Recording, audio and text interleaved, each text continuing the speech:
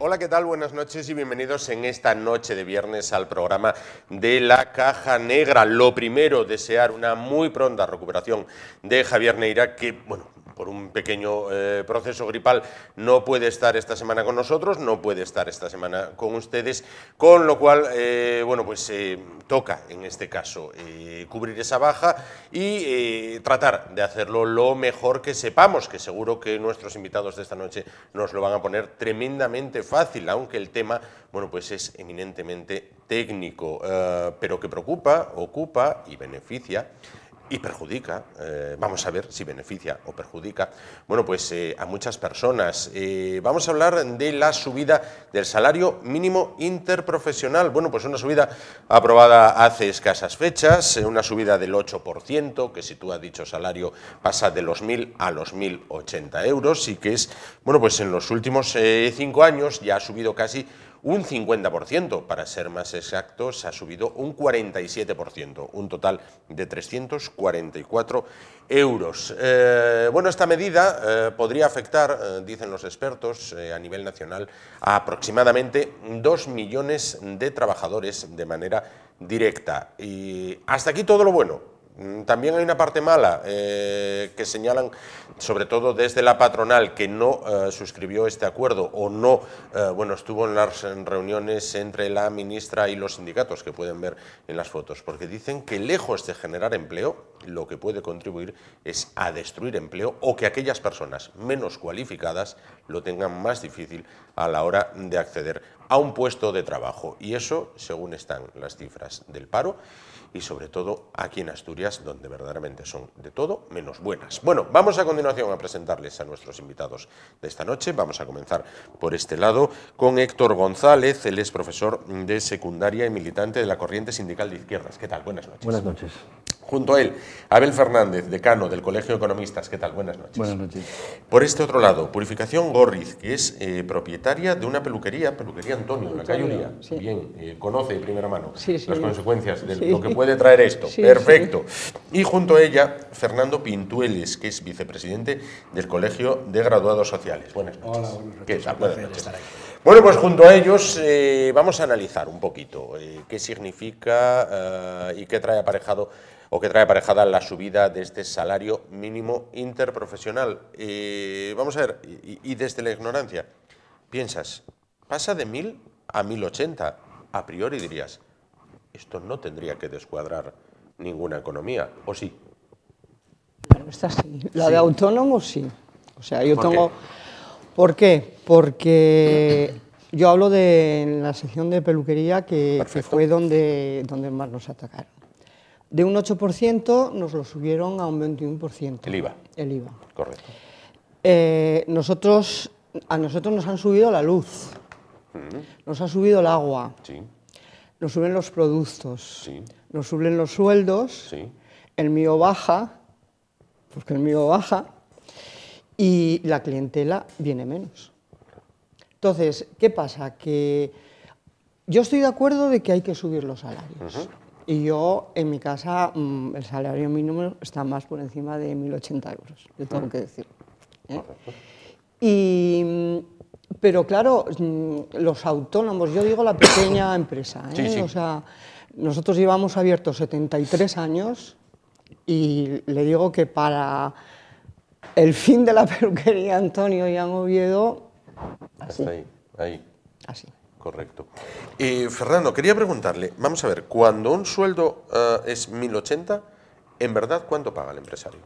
Para pagar un sueldo de 1.080. Tú calculas, bueno, de 1.080 hay que meter las cotizaciones a la Seguridad Social, hay que meter el prorrateo de las pagas extras, que son 1.260, llega con un salario mensual de 1.080, y métele un 33% más de Seguridad Social, de término medio, a cargo del empresario. Entonces, multiplica 1.200 por un 33%, pues se va a unos 1.800 aproximadamente, lo que sería de coste empresarial.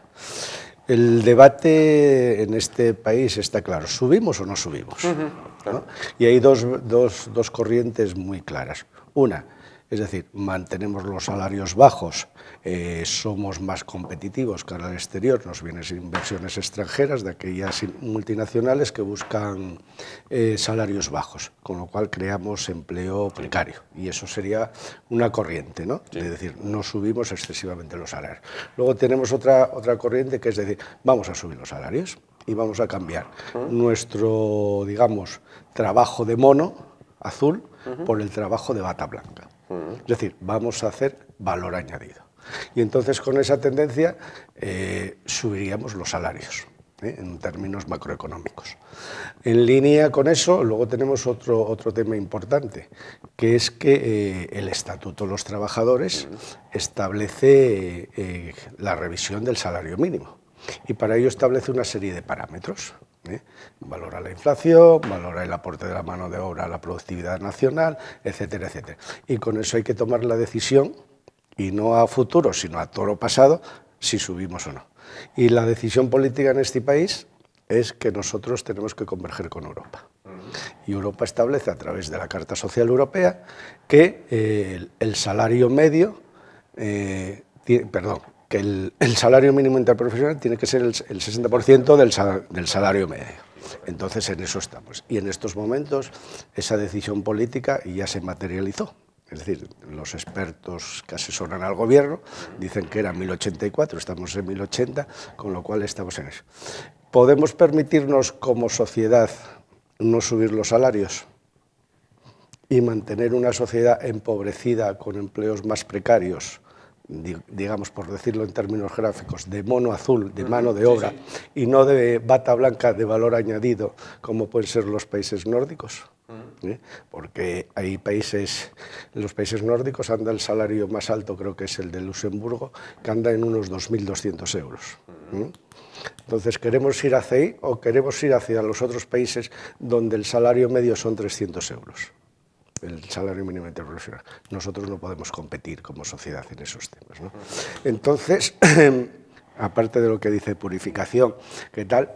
Está claro, y como especialistas en gestores de las personas en los entornos organizacionales, está claro que la mejora de las condiciones de trabajo aumenta la motivación, aumenta la productividad y con ello aumentan los ingresos de las empresas. Eso es la teoría práctica. Es decir, las grandes empresas, es decir, el pequeño propietario de a pie o el pequeño comerciante de a pie tiene esa práctica porque lo manejas de otra forma, ¿no? La gran empresa maneja grandes herramientas y tú manejas otro tipo de herramientas en la motivación y en la productividad de las personas, ¿no? Entonces está claro que las personas, si estamos renegadas en un puesto de trabajo, porque nuestras condiciones laborales no son las que creemos que son las justas, o si estamos trabajando 40 horas a la semana y no podemos llegar a fin de mes, somos pobres laborales. Entonces todo eso es lo que hay que, entendemos que hay que valorar. Iremos desentrañando. Abel, ¿es sostenible para España, para Asturias, en el actual momento en el que estamos, esta subida? Sí, primero vamos a ver un poco en qué escenario nos movemos, ¿no? Correcto. Todo lo que dijiste, Fernando, muy bien. Bueno, luego matiza ciertas cuestiones, pero en general sí, y entiendo perfectamente lo que decías, lo entiendo perfectísimo. El escenario, España, la economía española no es homogénea. Luego, el subir el salario mínimo por igual en todas las comunidades autónomas, las diferencias son enormes. Por ejemplo, si hablamos de comunidades como es, no sé, Madrid, Navarra, País Vasco y Barcelona, o Cataluña, sí. En ese sentido, prácticamente el incremento del salario mínimo tiene poco, o sea, no tiene mucha influencia. Sí. Sin embargo, en el resto de las comunidades autónomas tiene mucha influencia, particularmente Extremadura, Andalucía, Galicia. El salario mínimo interprofesional con esta subida del 8%, pues anda en torno al 70, al 80% en algunas, en Zamora el 80 y tantos % respecto del salario medio.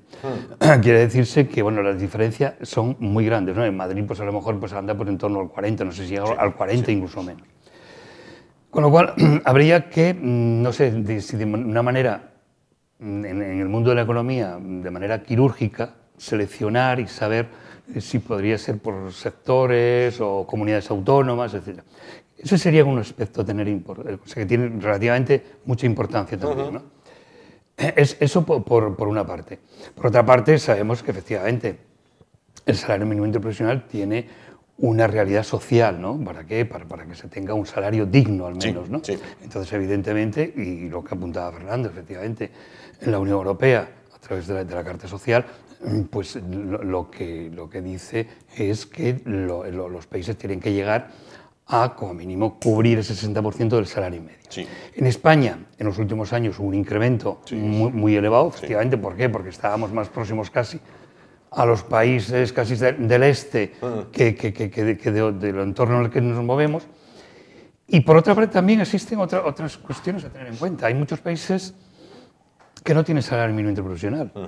Italia, Dinamarca, Finlandia, Suecia, no tienen salario mínimo interprofesional. Sí. Y quien los tiene, o Irlanda, o Bélgica, Holanda, etc., evidentemente son mucho más elevados que los nuestros.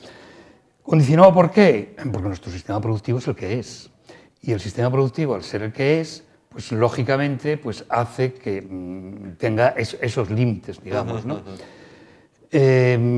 Como consecuencia de ello, en el tema en concreto de España, con este incremento parece que ya estamos cubriendo esta recomendación que se nos sugiere desde la Unión Europea, ¿no? Con lo cual parece que hasta aquí llegamos. Pero ojo, no nos engañemos, esos 80 euros de subida del 8% son 110, 120, precisamente por el coste añadido de la seguridad social, de las cotizaciones, ¿no? Bueno, Héctor, ¿es suficiente la subida o hay que aspirar a más? Hombre, vamos a ver, yo en primer lugar lo que diría es que es muy positiva la subida del salario mínimo, ¿no? Es verdad que en regiones como Asturias afecta bastante poco. Yo leía estos días atrás que cerca de la mitad de trabajadores afectados por el salario mínimo lo están en el campo, con lo cual es algo que afecta más al sur o a las regiones agrícolas. Sí.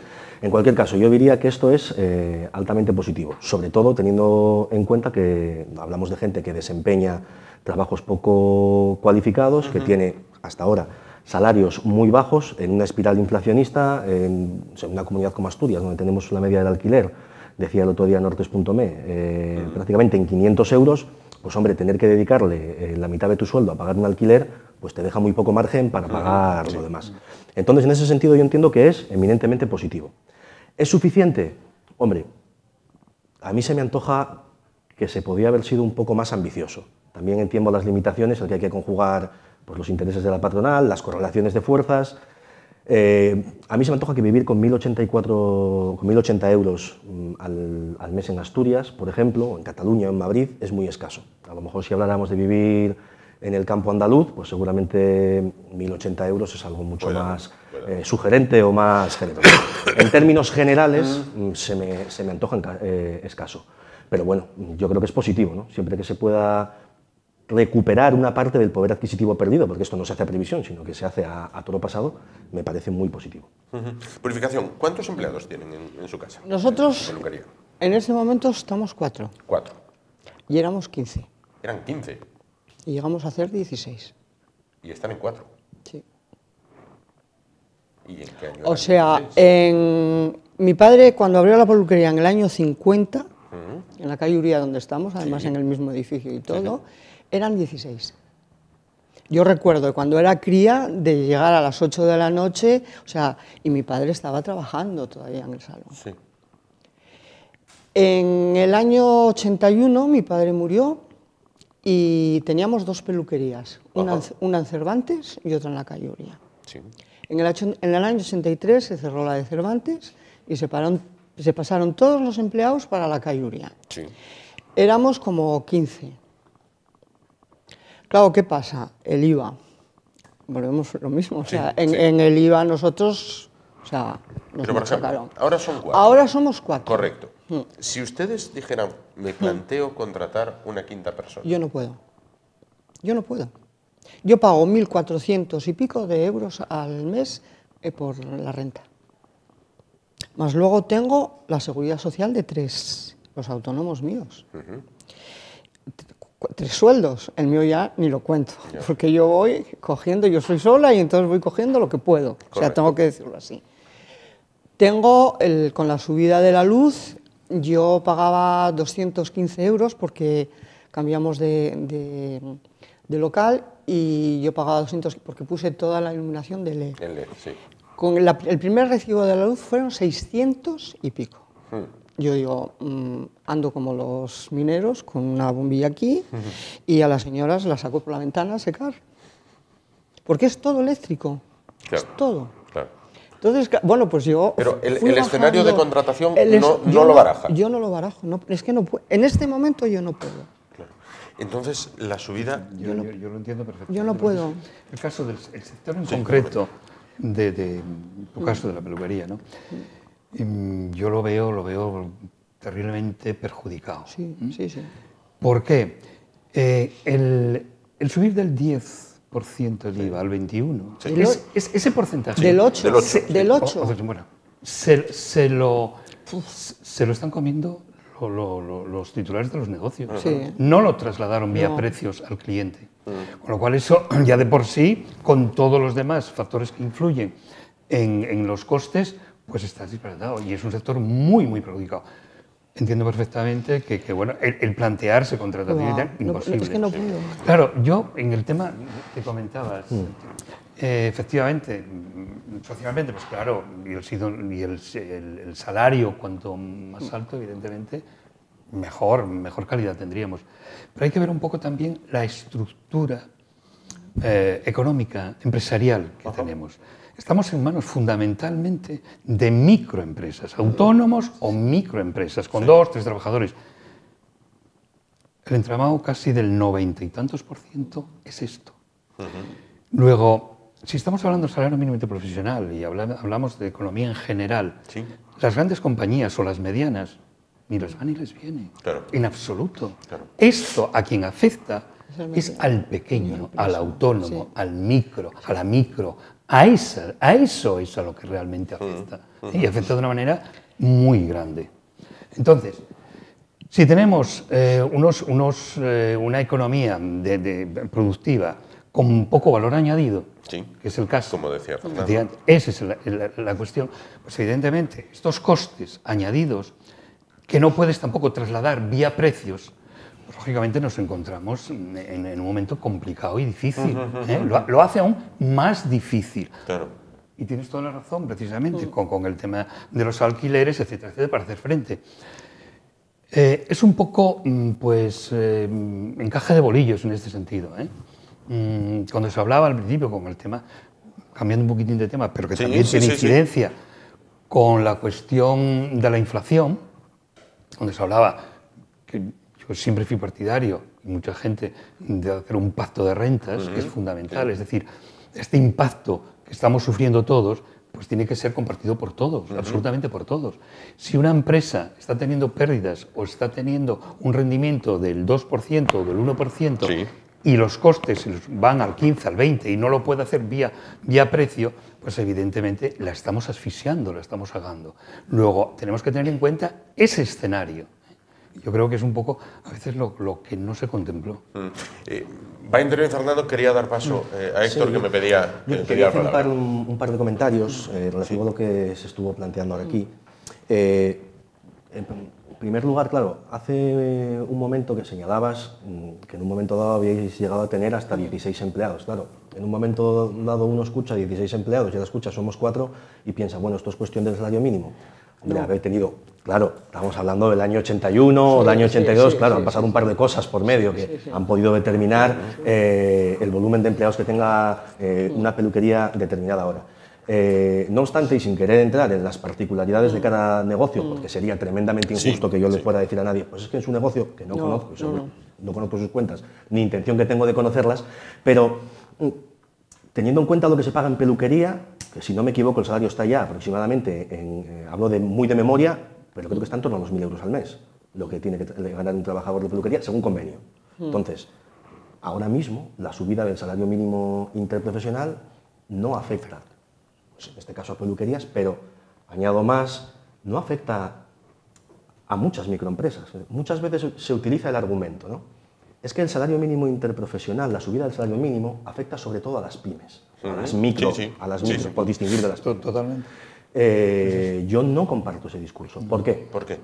Porque lo que determina los salarios no es que la empresa sea grande, mayor o pequeña, o lo que determina en gran medida. ¿Qué es lo que lo determina?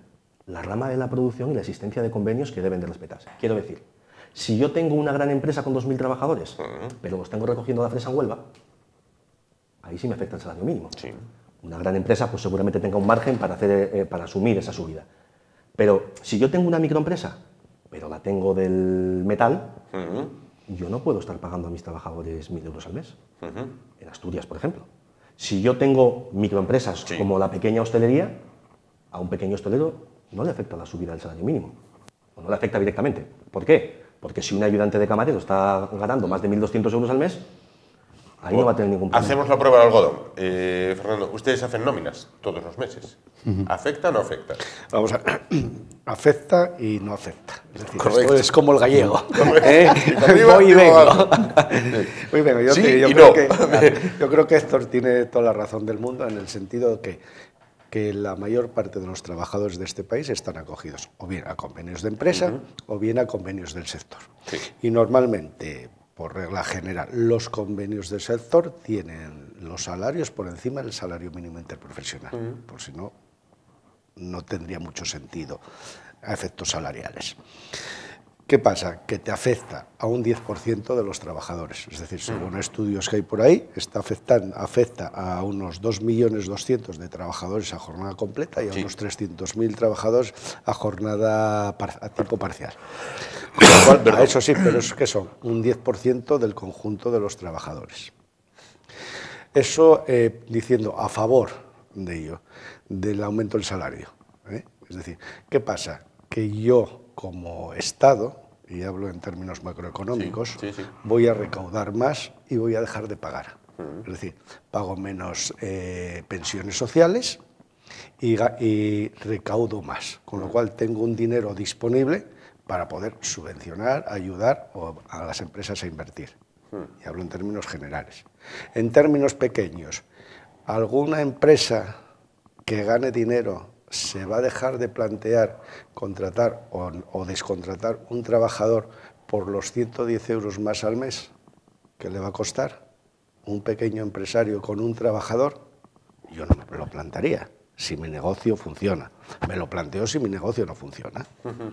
Y luego, claro, pero no es problema del salario. No está demostrado que no se cree empleo por subir el salario mínimo interprofesional, por lo menos en España.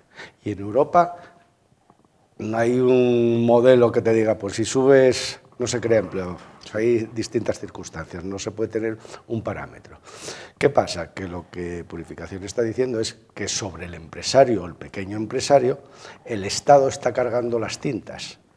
¿Sobre qué? Pues oiga, mire, me está subiendo el IVA. Oiga, me está subiendo la luz, oiga, me está subiendo todos los productos que utilizo, oiga, y encima me sube el salario mínimo interprofesional. Y encima no nos ayuda. Porque en el caso de ella, como bien dijo al principio, no le afecta la subida del salario porque sus trabajadores están por encima. Entonces, la discusión en teoría, de si salario subir, no subir salario, en principio parece ser que hay más, por lo que estamos comentando, que hay más razones a favor que en contra de subirlo. Que tú antes comentabas, Abel, el decir, bueno, voy a sectorizar por comunidades autónomas, ¿no? Como era un planteamiento que tenía la COE al principio de estas negociaciones. Yo ahí me reflexiono y digo, ¿y si nos pasa como en la sanidad? Que yo, español, no tengo los mismos derechos en un sitio que en otro. Pero la sanidad, la educación, todo. Por ejemplo, en todo lo que está así. Somos 17 reinos taifas. Exactamente. Correcto. Hacemos un reino unos más beneficiados hacemos una porción más para ese reino de taifas, sectorizando, que como tenéis razón, en Andalucía los 1.000 euros soy capitán general. Pero en Asturias no laboral hay convenios de la construcción en Asturias, en Galicia y en el otro lado. Claro. Quiero decir, perfectamente defendible. Sí. Y luego tienes los bueno, es defendible totalmente por una cuestión, porque los convenios a nivel de sector luego te permiten, a nivel de comunidad autónoma y tal, adaptar las circunstancias. ¿Por qué? Porque son convenios marco y tú coges y te adaptas a tu situación real. Pero luego aquí estamos en una situación, digamos, en un parámetro general para el Estado. Y a partir de ahí, pues funcionamos todos. Es decir, nadie entiendo que debía estar por debajo en ese sentido, ¿no? Independientemente de las circunstancias que hay en cada región. A ver. Sí, quería matizar un poco, porque cuando dices que efectivamente todo depende del sector en que se muevan y en una micro puede tener un gran rendimiento, bueno, eso es un poco, en fin, vamos a ser serios en ese planteamiento, Precisamente, seamos serios. Vamos a ver, uno de los problemas que tenemos es la dimensión de las empresas. La dimensión de la empresa normalmente, cuando mayor volumen de dimensión tiene, va a ser más competitiva. Sí. Uno de los problemas que tiene nuestra economía asturiana precisamente es eso, es tan pequeña, que difícilmente a veces puede optar a ciertos mercados. Sí. Se tiene que conformar casi con el mercado interno. Sí. Es muy reducido, con lo cual está muchas veces asfixiada. Si las perspectivas son aumentar esa dimensión y enfocar otras perspectivas de mercado, abrirse, eso nos hace tener posibilidades de aumentar ese valor añadido. ¿Vale? Es decir, hay empresas pequeñas que tienen alto valor añadido, sí. Hablamos de empresas tecnológicas, sí, que son, pues fíjate, son 10 trabajadores, 15, perfecto. Vamos a ser serios. La inmensa mayoría de las pequeñas micro, en la hostelería son micro, la mayoría son micro, autónomos o microempresas, y tiene un valor añadido muy bajo. Luego esos costes sí le repercuten, ¿de acuerdo? Entonces esa es la visión que vamos, desde mi punto de vista. Sí, entiendo perfectamente. O sea, tienes un problema. No, simplemente. Si me permites responderle a mí, bueno, no era responder, era complementar. Van a sacar turno para responder a él. Bueno. Sabía que esto, que esta intervención que hacía yo podía generar... Es un provocador. Este tipo de respuestas, ¿no? No lo hice con ese sentido, pero bueno. Yo quería hacer primero, antes de nada, un matiz respecto al salario mínimo por comunidades autónomas. Claro, recordemos que si tomamos ese marco de referencia, los convenios por comunidad autónoma mejoran un convenio estatal, con lo cual habría que ver, no fuera que querer desarrollar un salario mínimo por comunidades autónomas, a lo que nos puede llevar es a que, bueno, el salario mínimo pueda ser mayor todavía. Sí. No se puede empeorar el salario mínimo respecto al salario mínimo que marcase el Estado, pues en Andalucía o en Asturias. Entonces, bueno, eso yo creo que tendría más complejidad, no sería tan sencillo. Lo digo por si alguien nos escucha y a lo mejor, oye, es muy sencillo, parcelamos esto y dice, bueno, habría que darle una vuelta que podría ser posible, yo no lo comparto, pero bueno, simplemente que sería más complejo. Y luego respecto a las microempresas, ¿no? Efectivamente, una microempresa con escaso valor añadido pues tiene más problemas a la hora de asumir según qué aumentos todos los aumentos de los costes de producción. La cuestión que hay que tener clara es que no por el hecho de ser microempresa voy a estar afectado por la subida del salario mínimo. Pongo el ejemplo de gran parte del comercio o el ejemplo de la hostelería, que es mucha pequeña hostelería con poco o escaso valor añadido, o 0 o -1 valor añadido. Pero es que si yo recojo el convenio de hostelería de Asturias, el salario mínimo no afecta absolutamente para nada a ningún empresario hostelero. ¿Por qué? Porque ya tiene que estar pagando por encima, notablemente por encima. Entonces, muchas microempresas, muchos bares, muchos comercios que deberían de regirse por su convenio de referencia que supera notablemente el salario mínimo, con lo cual ahí no hay ningún problema. A lo mejor esto nos llevaría a otro tipo de debate, que es que, claro, que realmente en muchos sitios luego no se respeta el más mínimo decoro, ya no hablo legal, sino humano o ético a la hora de pagar a un trabajador, ¿no? Entonces, bueno, pero ahí no tenemos ese problema. Correcto. Nada más que en sitios muy concretos tendríamos. Vamos a dejar pausada la tertulia en este momento. Tenemos que irnos a publicidad, una muy pequeña pausa publicitaria, pero quiero continuar con ese tema, por esa vía que abría Héctor en este momento. Nos vamos un momentito a publicidad, unos consejos tremendamente interesantes, y en un momento estamos de vuelta. Hasta ahora mismo.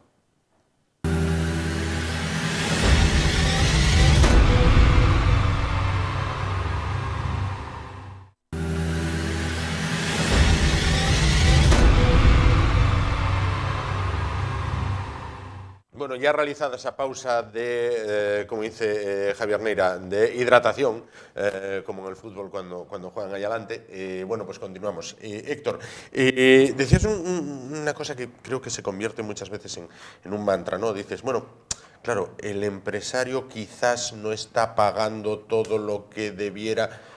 Quiero decir, tampoco se trata de poner la figura del empresario cual vampiro, de decir, cuidado, puedo pagar pero no pago, porque me gusta quedármelo yo. Esto es como si desde el lado del empresario se dice, pago demasiado porque la mitad del tiempo están rascándose la barriga y silbando. Quiero decir, quizás las dos partes deberían de abandonar esa concepción del siglo XIX de el empresario es un avaro, señor Scrooge, y el empleado a su vez controlando al encargado para ver si me puedo sentar un poquitín. Vamos a ver, yo no creo que sea abandonar una concepción del siglo XIX. Simplemente creo que al final el empresario, esto es una lógica del funcionamiento económico, del capitalismo. El empresario es empresario y el trabajador es trabajador. Entonces, al final, el empresario pelea o busca tener sus mayores beneficios empresariales.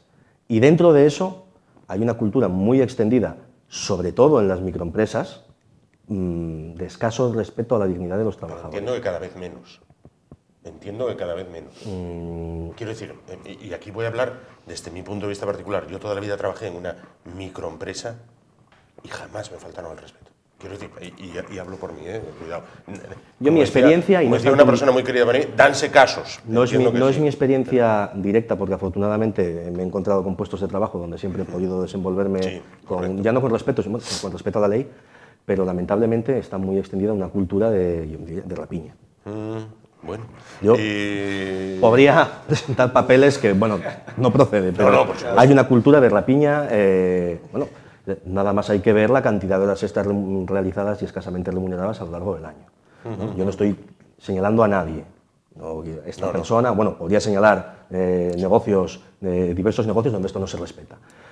Entonces, bueno. Pero creo que eso también es salirnos un poco... Sí, ¿no? ese Creo que es no es el tema, pero bueno... Es un debate interesante que a mí me gustaría tener, pero sí que entiendo que no es el debate de hoy. Correcto, no, por supuesto. Me pedía antes, Fernando, quería puntualizar algo a Abel, que había sacado turno. Bueno, no sé ya lo que quería puntualizarte, pero bueno, a estas horas ya de la noche ya uno ya no sabe ni lo que dice casi.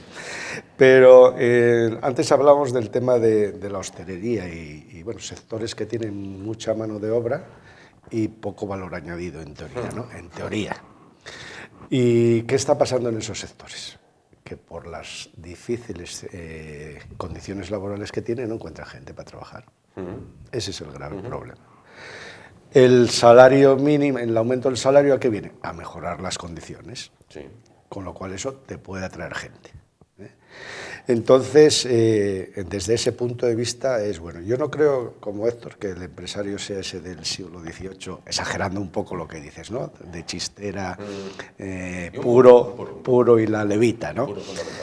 Hoy el empresario soy yo, eres tú, esta señora, es el otro, Abel, somos todos. Entonces, todos queremos ganar dinero, evidentemente, porque si no, pues te metes a funcionario público, por decirlo de alguna forma, ¿no?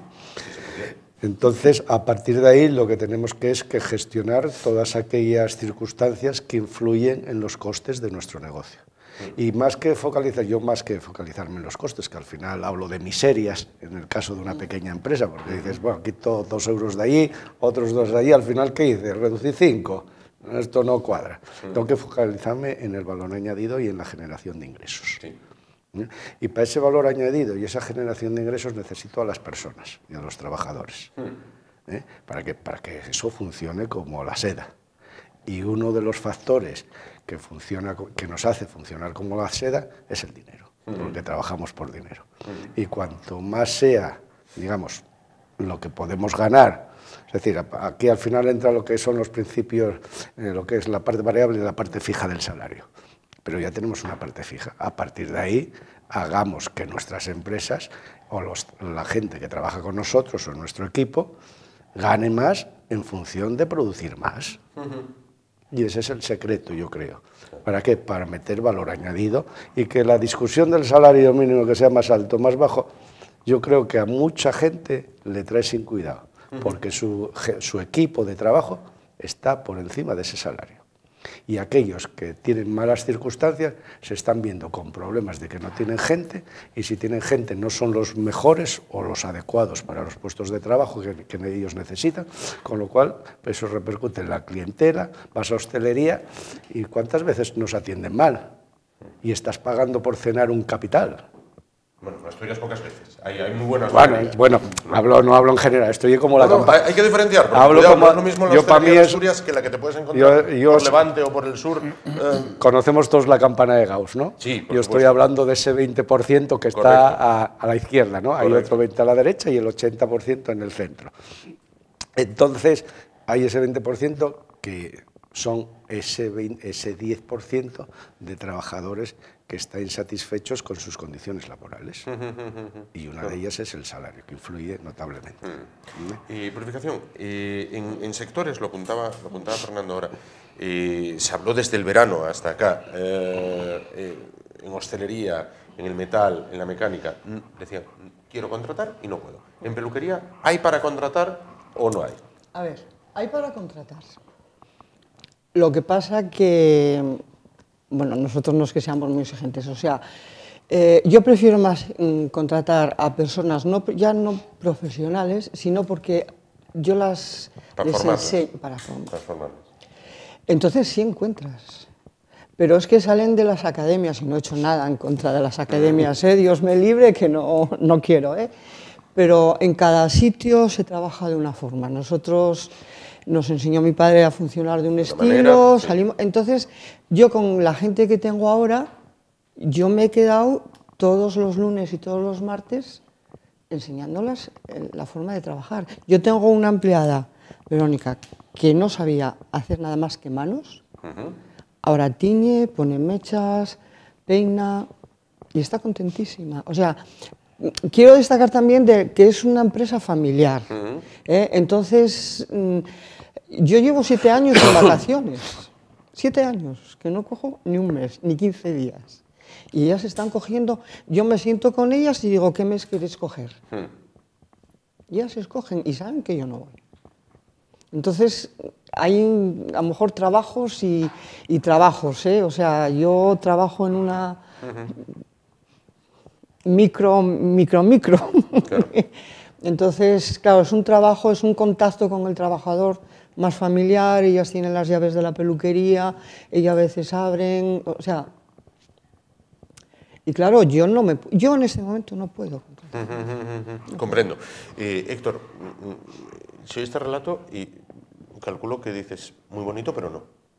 No, como dije al principio de la tertulia, yo no puedo venir a impugnarle a nadie cómo funciona su negocio, del que desconozco profundamente cómo lo hace. Pues posiblemente funcione muy bien, no tengo nada que añadir en eso. De lo que sí puedo añadir en este caso, relativo a lo que comentaba antes, es que nos encontramos con una dinámica, por ejemplo, la hostelería. Yo creo que eso es lo que se nos puede venir a todos a la mente. No solo la hostelería, pero la hostelería, donde es muy habitual ya no solo que no se cumplan los salarios que todos se entienden o que se deben de entender regidos por convenio que hay que respetar, sino la jornada laboral. Los horarios. Claro. Trabajar 10, 12, 14 horas, incluso trabajar 6 días a la semana, 7, gente que trabaja sin asegurar. Es una dinámica, yo no sé si representa al 10, al 20 o al 100% bueno, al 100% de la hostelería, evidentemente no, perdón. Yo no sé a qué porcentaje de trabajadores de empresas hosteleras representa, pero representa una realidad palpable. Eso existe. Evidentemente que también existe otra gente que tiene a su gente como la debe de tener. Pero bueno. Y dicho esto, existen pues controles. Tenemos la inspección de trabajo. En fin, quiero decir, ante estos abusos, el trabajador tiene también una defensa. Es decir, sí, eso no es discutible la defensa, pero yo no voy a negar su existencia. Vamos a ver. Otro tema es su eficacia. Vamos a ver, es que ya lo cuestionamos todo también. No, yo sé disculpa, en mi caso, no es el cuestionamiento, es la experiencia. O sea, yo no tengo una empresa de hostelería y sé cómo se hacen las trampas en hostelería. He visto muchas. Yo me he dedicado durante mucho tiempo a asesorar, a organizar y a denunciar con trabajadores que trabajan en la hostelería. No me viene de fuera. Sé cómo se funciona la hostelería y sé dónde se quieren hacer trampas, cómo se hacen. Bueno, pues yo pienso, eso es lo que hay que hacer, efectivamente. Cuando se están vulnerando esos derechos de los trabajadores, denunciarlos y, lógicamente, pues es lo que hay que hacer. Sí, exacto. Yo en eso sí coincido plenamente. Pero no es la práctica habitual y digamos que el empresario le ponemos la cruz ya, ante todo, por lo menos sospechoso. Yo pienso que no. Y yo hago una pregunta. No, y cuando, vamos, por ejemplo, no entiendo, un trabajador no cumple con la empresa, los empresarios ¿a dónde vamos? A protestar. Suelen mandarlos a la cola del paro. No tienen que ir a protestar, bueno, no sé en su caso en concreto, pero en general cuando un trabajador no cumple con la empresa suele verse de patitas en la calle. A nosotros nos tienen así, ¿eh? Yo creo que la realidad, lo podemos querer revestirla o no, pero no podemos equiparar. El que tiene la capacidad de contratación tiene una capacidad mucho mayor, al menos hoy día, que el que es contratado. Porque el que tiene la capacidad de contratación tiene la capacidad de decir, ¿cuándo entra usted a trabajar? ¿Y cuándo deja usted de trabajar para mí? Y usted necesita un salario para poder vivir. Un salario que hay que trabajarlo y sin el cual pues, no podemos pagar el alquiler, la luz o el gas. Todo. Cuando un trabajador no funciona, o cuando nos cansamos de un trabajador, hay múltiples motivos para despedir a alguien. Que no te guste, no lo despide y está. No conozco muchos empresarios que estén a disgusto con muchos trabajadores. No digo que no haya, como todas situaciones hay, ¿no? Pero esa no es la moneda común. Sin embargo, trabajadores que están a disgusto en su trabajo por diferentes circunstancias y que no lo pueden dejar por miedo o por incapacidad de encontrar otro trabajo, por el miedo al paro, a no poder hacer frente a todos esos gastos económicos que tenemos, sí se conocen muchos y que están muy a disgusto en su trabajo pues por circunstancias, bueno, de explotación laboral, si se permite, o de irregularidades laborales. Pero yo conozco gente también autónoma, en mi sector, que tiene empleados que a lo mejor no están rindiendo y que están trabajando pues despacio y tal y cual, y no los pueden echar porque no les pueden indemnizar lo que le piden. Yo conozco escasos casos es que, a ese respecto. Sí, es que tenemos una indemnización laboral muy reducida desde hace ya más de una década. No, yo entiendo perfectamente esa postura y veo esa realidad del pequeño empresario. Esa es la realidad. O sea, la realidad es que... El empresario, evidentemente, tiene que cumplir con esas obligaciones de sus trabajadores. El trabajador tiene derecho a un salario, el que sea, los 1.500, los 2.000. Pues muchas veces ese empresario pues, se va para casa con 200 o con menos 500. Menos 500, sí. Exponiendo, además, su patrimonio. Sí. Es decir que, en fin, todo no es del color...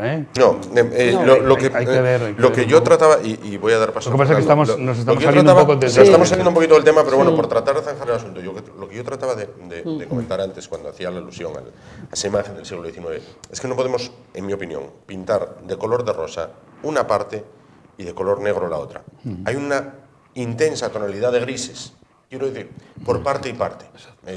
Hay empresarios que son voraces y hay empresarios que se juegan su capital personal o sus propiedades personales. Y hay trabajadores que son tremendamente trabajadores, valga la redundancia, pero los hay.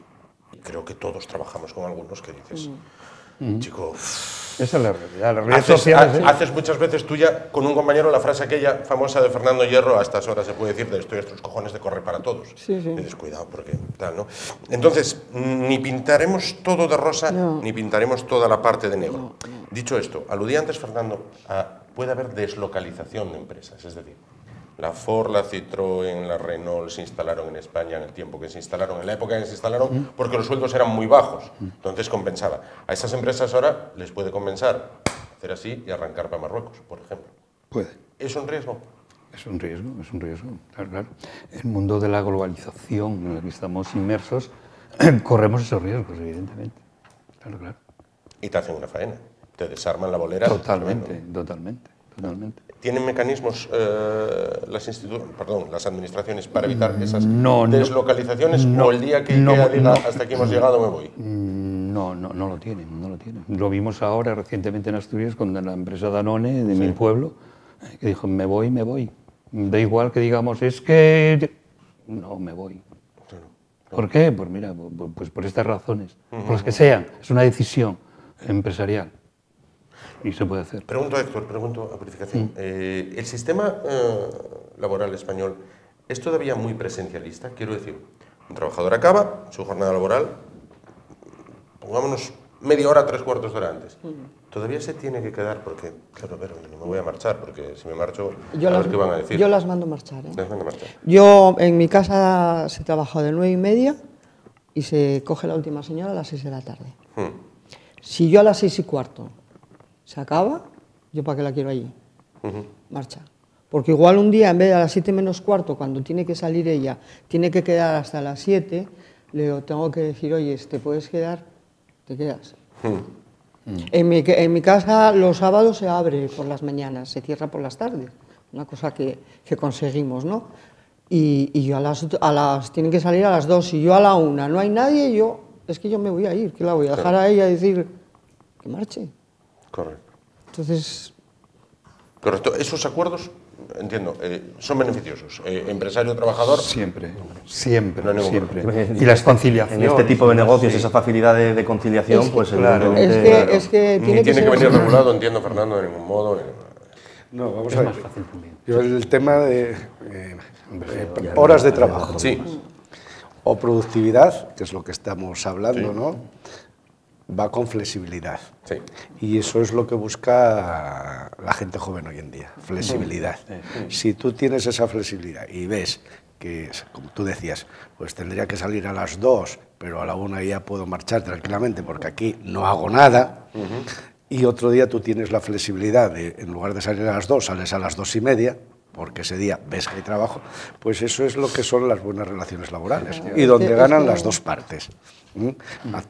Se atienden unas veces mis necesidades personales y otras veces las necesidades de la empresa. Y ese concepto de flexibilidad cuesta pues que entre en Asturias, ¿no? Porque a Asturias le cuesta mucho el tema ese. ¿Por qué? Porque venimos de una cultura, digamos, dependiente del Estado. Y eso todavía queda en nuestra memoria histórica. Entonces lo nuestro son mis 8 horas y hasta aquí llegué y no hay más. Pero la gente joven está ya buscando, ya no tiene esa mentalidad y está buscando otro tipo de condiciones, que no siempre es el salario, porque a veces 100 euros arriba o 200 euros arriba abajo, bueno, pero sí a lo mejor mis condiciones laborales, cuando diga, oye, mira, tengo no sé qué, no te preocupes, no vengas mañana. Oye, había que quedarse hoy, sin problema. Y eso es como debería funcionar, ¿no? El tema. Y eso hace ganar. Esa relación favorece mucho. Y eso te quita todo el tema salarial del medio, una vez que lo tienes cubierto, lo que son las necesidades básicas, a partir de ahí.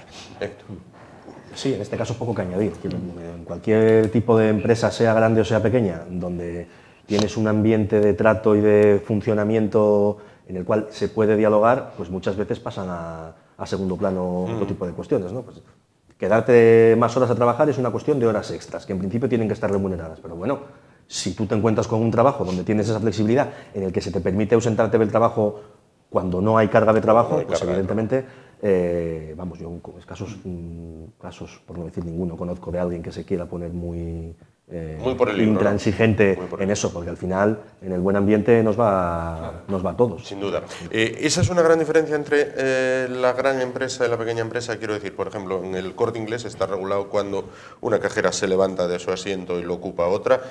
En una pequeña empresa no. En una pequeña empresa, si el trabajador no la siente un poquito como propia, aquello se puede ir abajo. Pues, lógicamente, la dimensión condiciona muchísimo. En la pequeña, en la muy pequeña, se hace mucho más fácil. En la grande no se podría llevar a cabo. Correcto. Se hace fácil y se hace más difícil también. Un pueblo grande, pero un pueblo chico, infierno grande. Donde hay un buen ambiente, es cierto que el ambiente es mucho mejor y redunda en beneficio de todos, pero la pequeña o la microempresa donde reina el mal ambiente es infumable. Es infumable. Es infumable. En principio, en las grandes empresas, ese tipo de relaciones se despersonalizan para lo malo y para lo bueno. Pero yo creo que ahí tiene que ser un equipo, ¿eh? Yo por lo menos así me lo mamé de pequeña. Así se lo transmitieron. A mí me lo transmitieron y así fue. O sea, mi padre siempre decía que él era un trabajador con un poco de ventaja. Yo en mi vida tuve un mes de vacaciones, ni trabajando con mi padre. Mi padre, cuando yo empecé en la peluquería, me dijo, eres la primera en salir, eres la primera en entrar, la última en salir y la última en cobrar. Y no cobraba mucho menos que las empleadas. Ahí estamos. Por otro lado, los países de nuestro entorno, ¿cómo afrontan esto de la subida del salario mínimo? Portugal, tengo entendido que el 7,8 viene a ser prácticamente el 8 de España, pero Francia un 1,8. Sí, pero es que tienen ya unos salarios mucho más altos. Entonces, claro, España tuvo que hacer un recorrido más largo, adaptar este salario en estos últimos años con ese incremento tan elevado. Correcto. Para igualarse un poco. No igualarse, todavía estamos por debajo. A eso responde entonces el 24% subida de Letonia, por ejemplo. O sea, sí, Letonia tiene que hacer un sprint brutal. Claro, fundamentalmente es debido a todo esto. Sí, claro. Dentro de... Sí, perdón. Sí, no, nosotros normalmente con los que nos comparamos, ¿no? Suele ser Alemania, Francia y todos estos, ¿no? Y por ejemplo, Alemania está en 1614 y Francia está en 1555.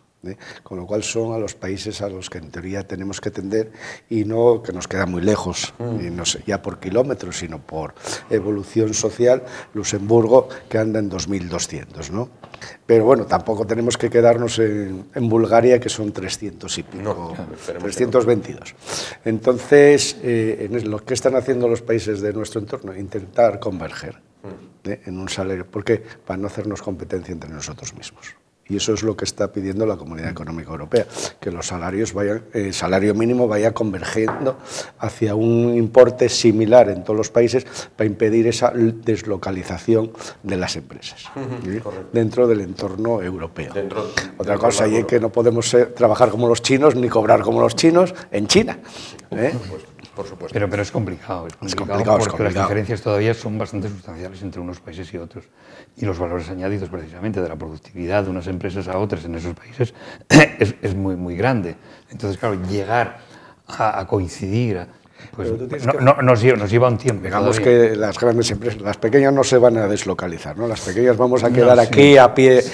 A pie firme, pero las grandes, que son las empresas tractoras en una determinada comunidad autónoma y que esas sí pueden deslocalizarse, ¿tú cuándo las aguantas aquí? Cuando las haces que inviertan y que esa inversión cueste dinero levantarla, y para irse a otro país donde la calidad de los trabajadores, laboralmente hablando, sea inferior, porque no podemos, en teoría, y así entre comillas vamos a cogerlo, no podemos comparar la experiencia laboral que tienen los trabajadores de Marruecos con la experiencia que tienen los trabajadores de Asturias, por ejemplo, en el sector del metal. Plantéate una deslocalización del sector del metal. Ponte a soldar con no sé qué sistema de soldadura en Marruecos o aquí. Pues seguro que los defectos de calidad van a ser mucho mayores allí que aquí, con la generalidad, con todo el inconveniente que tienen las generalidades, ¿no? Entonces, para mí una de las empresas que fue en Sides en su día, que aguanta hoy como Arcelor, ¿no? ¿Y cuál es la ventaja de que no se deslocalice? Porque al final funden los chinos, en cualquier parte del mundo, y hacen una colada. Bueno, pues yo creo que ahí lo bueno que hubo por parte de Asturias, yo creo que fue potenciar la innovación y la inversión aquí en Asturias con todas las nuevas tecnologías que puede haber en el área de fabricación, ¿no? Y impide su deslocalización, si no, a lo mejor ya se hubiesen ido. Sin duda. Bueno, una última intervención, una última ronda por parte de cada uno de los invitados. Comienzo por Héctor, a modo de resumen. De corolario. Sí, correcto. Bueno, yo creo que respecto a la subida del salario mínimo interprofesional, me reitero un poco en las palabras que manifestaba al principio, que me parece algo que es altamente positivo, que ayuda a muchos millones a 2 millones que no son pocos, claro, a muchas personas, a 2 millones de personas en lo inmediato, y que además ejerce de presión hacia arriba en otro montón de trabajadores a través de sus convenios, lo cual me parece altamente positivo. Que creo que esto, no obstante, es algo que está bien, pero que son medidas que con la inflación que tenemos hoy día, esto te queda comido a lo largo del año. Es decir, que aquí, por desgracia, la economía la tenemos más compleja que subir el salario mínimo y subir los salarios. Tenemos un problema de carestía de la vida muy importante, un problema inflacionista muy importante, un problema de acceso a la vivienda muy importante, y ahí hay que dedicarle muchos esfuerzos, porque si no, los 1.080 euros de hoy pueden quedar en muy poco a final de año. Claro. A ver. Bueno, siguiendo un poco la línea que comenta mi compañero, vamos a ver, la subida me parece correcta, me parece positiva, Sí. porque es necesaria. Es necesaria que el trabajador al menos tenga esa capacidad retributiva y que pueda tener pues esa, no voy a decir holgura, pero por lo menos un salario digno en unas condiciones, aunque todavía queda un recorrido todavía. Eso en primer lugar. Por otra parte, veo también la otra cara, ¿no? Es decir, ciertos sectores de nuestra economía ¿se pueden ver afectados? Entiendo que sí. Sectores, la agricultura, incluso hostelería, comercio, se pueden, bueno, pues fácilmente se vean limitados en esa contratación futura. No con lo que tenemos actual. Digo, si de seguir en esta escala, en estos porcentajes que estamos teniendo en estos últimos años, ¿no? Con lo cual me parece que llegado este momento y en una situación tan de una crisis que estamos padeciendo y que estamos sufriendo, como es el tema de la inflación y sobre todo en este año 2023, que todavía se ve que va a ser un año difícil, pues yo pienso que sería conveniente, bueno, pues estabilizar un poco estas subidas que se están haciendo en los últimos años con esos porcentajes elevados. ¿Y bonificación? Yo estoy de acuerdo de que haya una subida porque todo el mundo queremos, y yo para mis trabajadores los quiero como hermanos, y entonces sí. Ahora, yo sí pediría que a los autónomos nos ayudasen. No sé cómo. Pero yo, por ejemplo, en la pandemia, yo no he recibido nada de ayuda. Nada.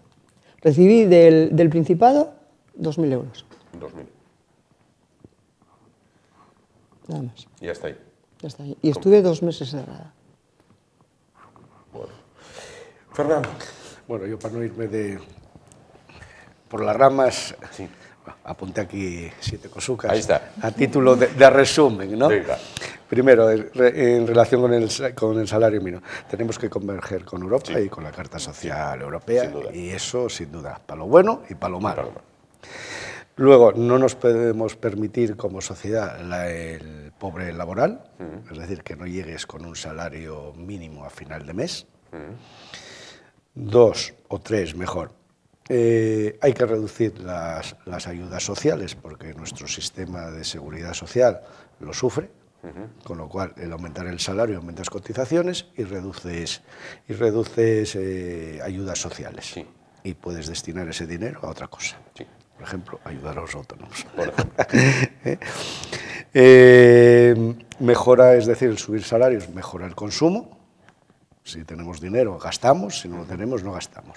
Y luego favorece también el ahorro, es decir, la gente puede ahorrar. Sí. Si ese salario mínimo está por encima de cubrir las necesidades. Se mejoran las condiciones laborales, con ello aumentas la motivación, aumentas la productividad y aumentas los ingresos. Esto va todo de seguido. Y luego uno de los grandes problemas que ahora, por el exceso de mano de obra que hay por el baby boom, Sí. pues sobra mano de obra por todos lados, pero eso se acaba y eso va a pasar y va a ser al revés. Sí. Y ya lo están notando determinados sectores, ¿no? Con lo cual hay que traer, retener y desarrollar talento, que es lo que tú haces. Es decir, a mí me gusta, como decías antes, coger gente sin formación, formarla yo, pero una vez que la tenga formada, que no se me vaya. Ah, no, pero Porque me gasté el dinero en formarla, encima le enseñé mi negocio y se va a otro lado y me puede fastidiar, en mi casa como la competencia. En mi casa se han establecido muchos peluqueros. Por eso. Pero bueno, el chiste de la formación es retenerlo, Sí, ¿no? Para sí, pero- para poder, oye, al final que tengamos rentabilidad todos. Sin duda. Bueno, pues hasta aquí hemos llegado con el debate acerca de la subida del salario mínimo interprofesional. Nos vemos o les vemos el próximo viernes. Esperemos ya que con Javier en este caso ya plenamente recuperado en plenitud de facultades en este caso. Hasta entonces, muchas gracias a nuestros 4 invitados. Ha sido un momento muy agradable con ustedes y muchas gracias a ustedes también. Que tengan un muy feliz fin de semana y buenas noches.